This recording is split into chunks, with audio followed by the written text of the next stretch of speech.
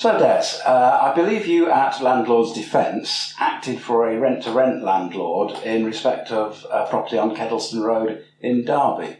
Can you tell us a bit? Yes, what an interesting story that was. A little bag of horrors it turned out to be. First of all, the agent presented the property. The property was in a pretty bad state, and looking at it, decided that it needed some work doing, and negotiations were done.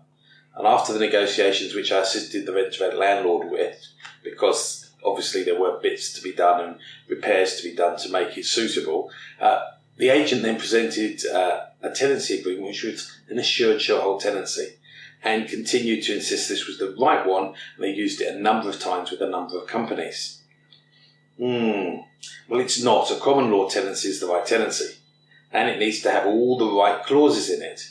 So after various conversations backwards and forwards with the agent, who was being represented by a nationally known firm of solicitors, they claimed, and I say they claimed, we came to an agreement on the day that the occupation was being taken that they would use an agreement that was not an assured short-hold tenancy, and they continued to make that agreement look like a full repairing lease. So even on the morning, we had to fix it, and then they wouldn't use the agreement. They had to retype our agreement just so they could feel like it was their agreement. So that wasn't the end of it. Once we got that done, immediately they informed the council there was a new person taking responsibility for the property.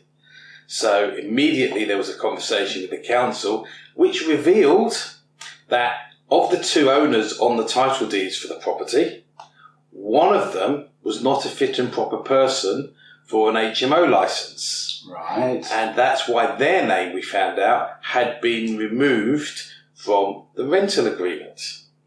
We also found that the agent was related to this, and the agent shouldn't have been marketing either.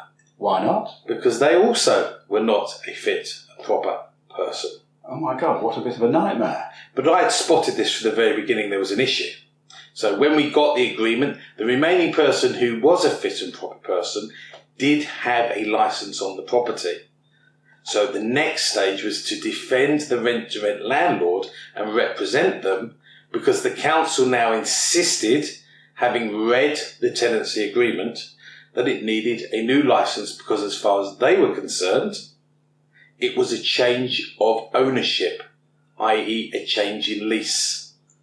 So we defended and successfully fought with the council and represented that because it's rent-to-rent, as a licence already existed, that it would be okay for the licence to continue and to name the rent-to-rent landlord as the manager. Well, that makes sense, but you obviously had a bit of a struggle with the council on that one. Yes, because the environmental health officer, we remember they're not the legal team, didn't understand this, and with some effort on my part and full representation, we forced them to talk with the legal department. They took them 2 weeks to come back, and they found in our favour and withdrew all their enforcement. So that licence has continued.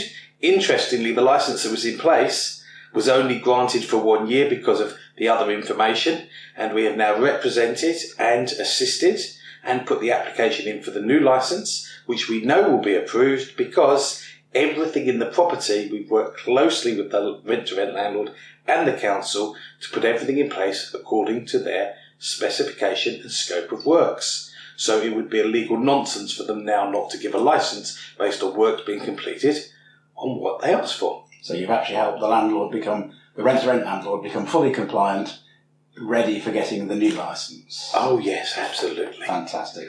I believe you also had to do some work on occupant agreements with this landlord. Oh yes, because they were working with some local companies. When I say local companies, they are large international companies. And if you know Derby, you can probably think of a few of them. And they had some contracts with some global outsourcing companies and were sending people in from other parts of the world. Mm-hmm. So needed to make sure that, one, those people had the right to remain. Absolutely. They had the right to rent. And some of them were approaching and coming in via what you and I might call holiday routes, so online travel agents. Mm-hmm. So they were trying to find a way in because the landlord was using this as a route of marketing. Right, yes. Because many people are coming in for long term, but using short term routes. It's a bit like when if you can imagine, you like to go to America a lot, you might use British Airways. But when you're in the UK, you might use Ryanair. Mm-hmm. You know, it's short term and long term, long haul, short haul.